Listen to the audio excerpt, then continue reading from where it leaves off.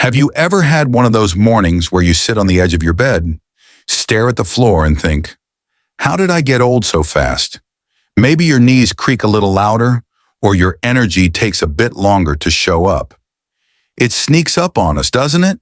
One day you're chasing grandkids around the yard, and the next you're wondering why getting out of a chair feels like an Olympic event. But here's something most people don't realize. Growing older doesn't mean growing weaker.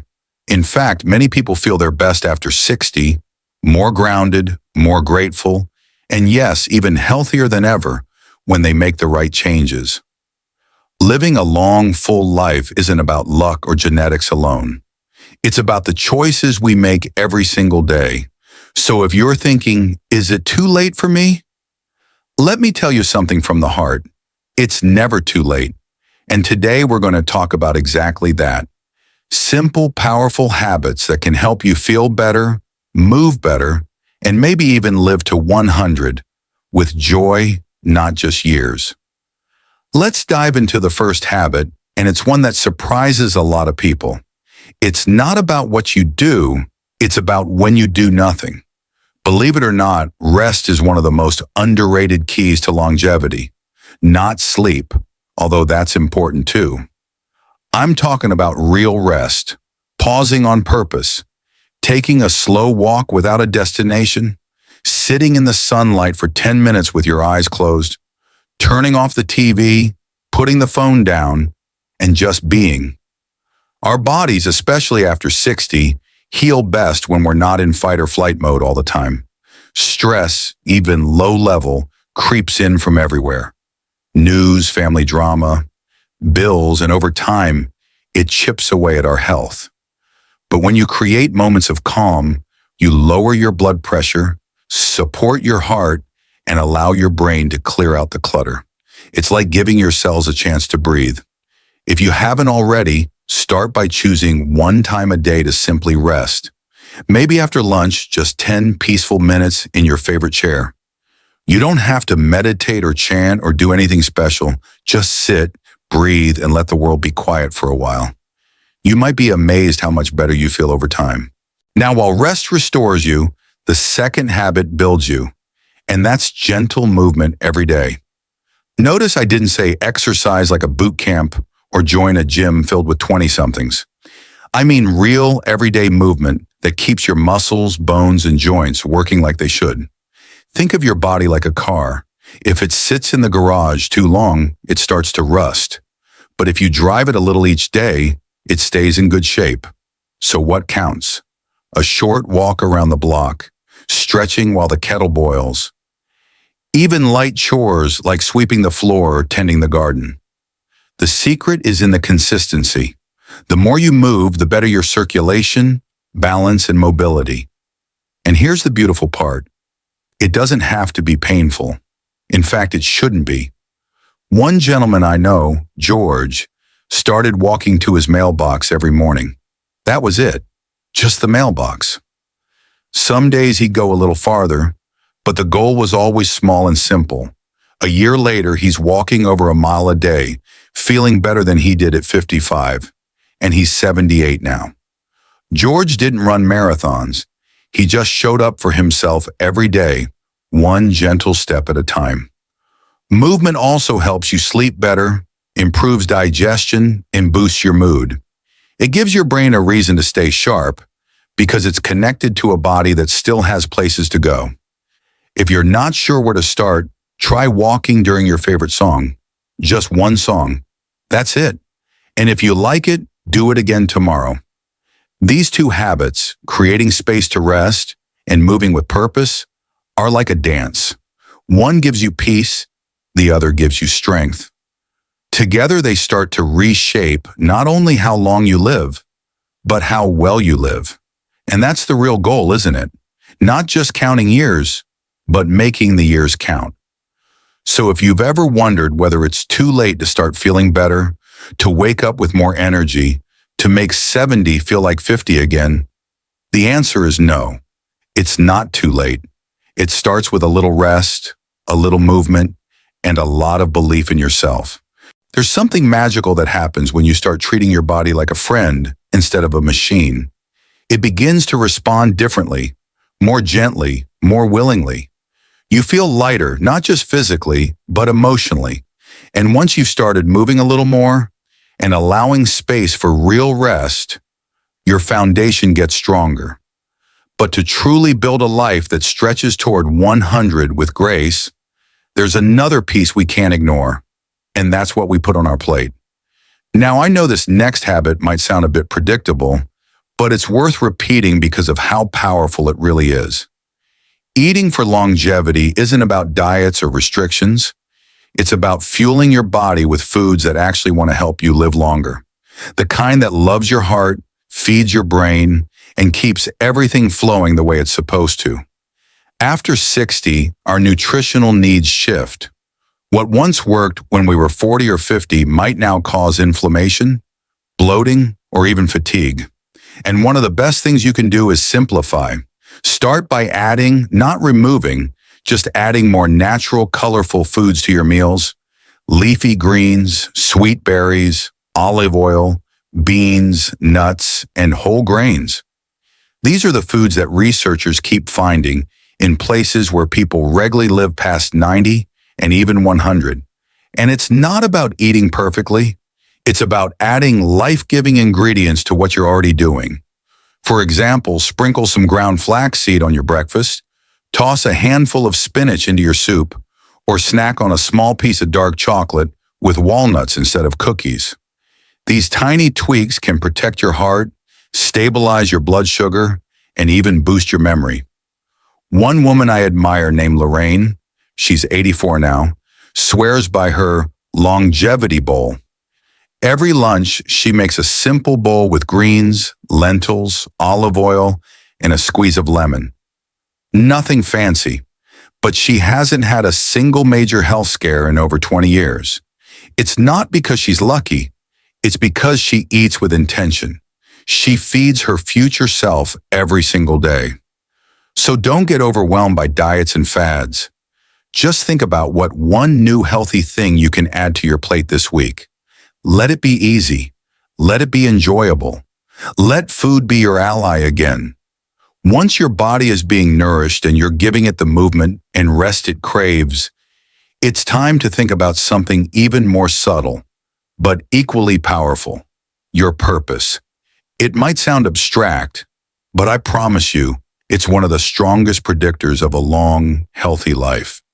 A sense of purpose doesn't mean you need to run a charity or start a new business at 70. It simply means having something to wake up for, something that gives your day meaning. Maybe it's caring for a pet, growing a little garden, writing letters to friends, volunteering at the library, or teaching your grandchild how to bake bread. It can be anything that reminds you, I matter. My presence still means something. You see, when people lose that sense of being needed, that's often when health starts to fade. Not just physically, but emotionally. Loneliness creeps in, days feel heavy, and the spark dims. But when you're engaged in something that brings you joy or helps someone else, even in small ways, you stay connected to life itself. I once met a retired carpenter named Bill. After his wife passed, he said he felt lost, like there was no reason to keep getting up each morning. But then he started fixing broken toys at the local thrift shop. Nothing fancy, just a few hours a week. But those toys, they were going to kids who had nothing. And Bill, he started smiling again. He stood taller. His doctor even said his blood pressure improved. All from a little glue, a screwdriver, and a sense of meaning. So ask yourself, what's something small that brings you joy or could bring someone else joy? Purpose doesn't have to be grand. It just has to be yours. With that in place, your body moving, your plate nourishing you, and your purpose shining through. There's another habit that ties it all together, and that's social connection. Not just having people around, but really connecting with others in a way that fills your heart. Human beings were never meant to go through life alone. But as we age, it's easy to become more isolated. Maybe friends have moved away. Maybe family is busy. Maybe it just feels harder to reach out. But the truth is, deep, meaningful connection is like medicine. It lowers your risk of heart disease, strengthens your immune system, and helps prevent depression and cognitive decline. You don't need dozens of friends or a busy social calendar. You just need a few relationships where you can be yourself, where someone listens when you speak, and where you can do the same for them. It could be your neighbor, your cousin, your old friend from church. Or maybe it's someone new you haven't even met yet. Start small. Call someone you haven't spoken to in a while. Invite a neighbor for tea, join a book club or walking group. Even a short conversation at the grocery store can shift your mood. And don't underestimate how much you have to offer. Your stories, your wisdom, your presence, it matters. One of the greatest gifts of growing older is knowing what really counts. And connection, that's one of the treasures of life we can't buy or borrow. We have to build it. But oh, is it worth it? So here you are, with movement returning to your days, peace resting in your moments, nourishment supporting your strength, purpose guiding your mornings, and connection warming your heart. These habits don't just add years to your life, they add life to your years.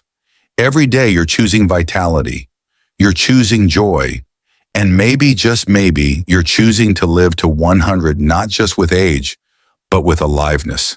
There's a beautiful kind of wisdom that only shows up when we slow down enough to hear it. When we're no longer rushing through life, we begin to see what's always been there.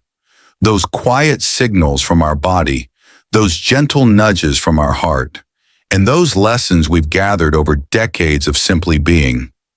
It's in that quiet that the next habit reveals itself, one that might surprise you. And it's this: keep your mind curious.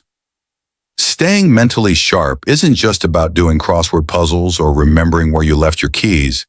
It's about engaging your brain in ways that feel exciting, even playful. Because the moment we stop learning, our mind begins to coast. And coasting over time turns into drifting. The truth is, your brain loves being challenged, not overwhelmed, but stretched. Think of it like a muscle. The more variety you give it, the more agile it stays. So try something new this week, not because you have to, but because you can. Pick up that novel you never read. Watch a documentary on a topic you've never explored.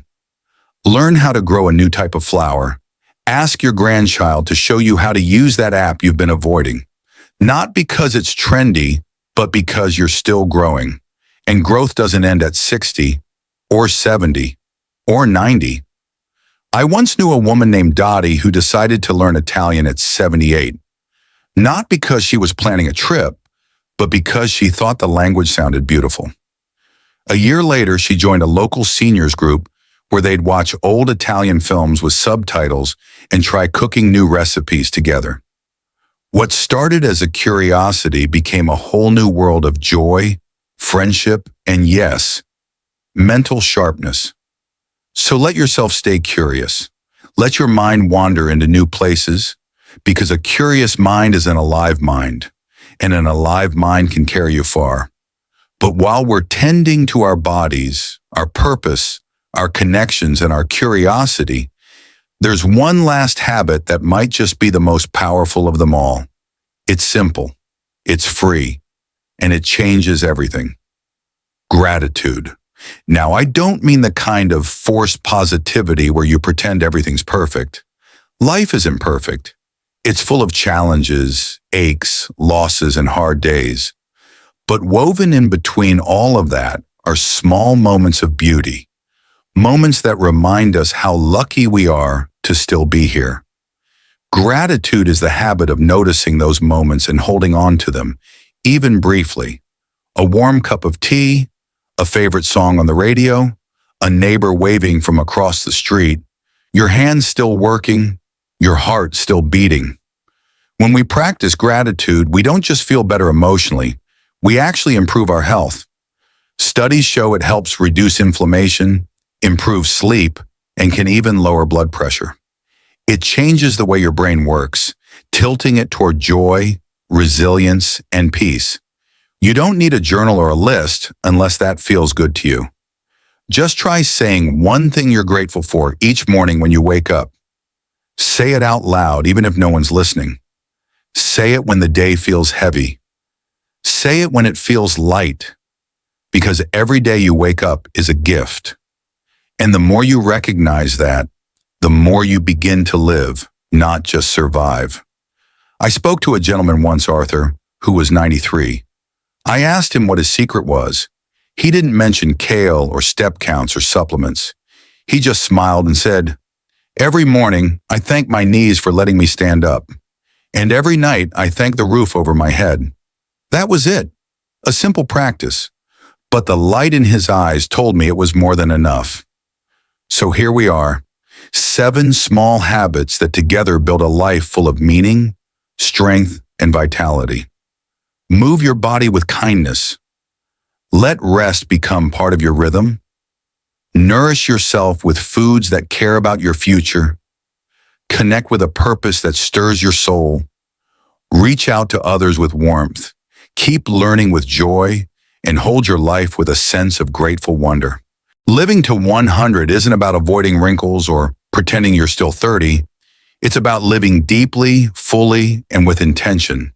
It's about waking up and choosing to be here, not just in body, but in spirit, because every sunrise you see, every person you love, every lesson you still get to learn, it all matters. And if there's one thing I want you to remember, it's this: you're not too late, not too old, not too far behind. This moment, right here, is the perfect time to begin. Begin again. Begin better. Begin softer. Because life after 60 isn't the end of the story. For so many, it's the most powerful, peaceful, and profound chapter yet. So if this message touched you, I invite you to share your thoughts in the comments. Tell us what habit you're going to start, or what's already been working for you. Let's make this a space of encouragement for each other and for ourselves. And if you found value here, please like the video, subscribe to the channel, and pass it along to someone who might need a little nudge of inspiration today. Here's to strong bodies, open hearts, curious minds, and many, many more beautiful mornings. Here's to living not just longer but better. Here's to you.